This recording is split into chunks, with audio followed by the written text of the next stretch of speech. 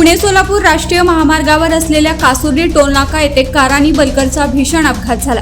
हा अपघात इतका भीषण होता की यात कारचा चक्काचूर झाला, मात्र सुदैवाने कोणतीही जीवितहानी झालेली नाही। शिरूर तालुक्यातील तळेगाव ढमढेरे शिरूर बोराडेमळा येथे गोव्याहून नाशिककडे अवैध दारूची वाहतूक करणारा ट्रक शिरूरच्या पोलीस पथकाने पकडलाय। यात रॉयल ब्ल्यू दारूचे 1050 बॉक्स आढळून आलेत। याची किंमत 60,48,000 रुपये इतकी असून या गुन्ह्यात वापरलेल्या 15 लाख रुपयांचा ट्रक असा एकूण 75,48,000 रुपयांचा मुद्देमाल पोलिसांनी जप्त केलाय। मोहम्मद शेख असा अटक करण्यात आलेल्या ट्रक चालकाचे नाव आहे। पुणे शहरात काँग्रेसला मोठा धक्का बसलाय। कसबा पेठ मतदारसंघातील माजी आमदार रवींद्र धंगेकर यांनी काँग्रेसचा हात सोडत उपमुख्यमंत्री एकनाथ शिंदे यांच्या उपस्थितीत शिवसेना पक्ष गटात प्रवेश केला। यावेळी माजी आमदार धंगेकर यांच्यासह असंख्य कार्यकर्त्यांनीही शिवसेनेत प्रवेश केला।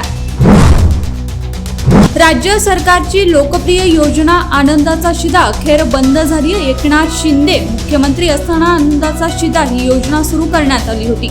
आनंदाचा शिधाच्या माध्यमातून रेशन कार्ड धारकांना 1 किलो रवा, 1 किलो साखर, 1 किलो चणा डाळ आणि 1 लिटर पाम तेल मिळत होतं। ही योजना आता बंद करण्यात आली। राज्यातील 1,63,00,000 लोकांना याचा लाभ मिळत होता। भोर तालुक्यातील देगाव येथे मध्यरात्री बिबट्यानं घराच्या अंगणात येऊन कुत्र्यावर हल्ला केलाय, मात्र कुत्रा बिबट्याच्या तोंडातून सुटला। ही संपूर्ण घटना सीसीटीव्हीत कैद झाली असून या घटनेमुळे गावकऱ्यांमध्ये भीतीचं वातावरण पसरलंय। गावकऱ्यांनी वनविभागाकडे बिबट्याचा बंदोबस्त करण्याची मागणी केली आहे। महाराष्ट्राचं कुलदैवत असणाऱ्या खंडोबा देवाच्या दर्शनासाठी जेजुरी गडावर येणाऱ्या भाविकांसाठी वस्त्रसंहिता लागू करण्याचा निर्णय देवस्थान ट्रस्टने घेतला असून तसंच त्यासाठी नियमावलीही जाहीर करण्यात आली आहे। यापुढे मंदिरात दर्शनासाठी भारतीय वेशभूषा परिधान करणं आवश्यक असणार आहे, तरच भाविकांना प्रवेश मिळेल असा निर्णय श्री मार्तंड देवस्थान जेजुरीच्या विश्वस्त मंडळाच्या वतीने घेण्यात आला।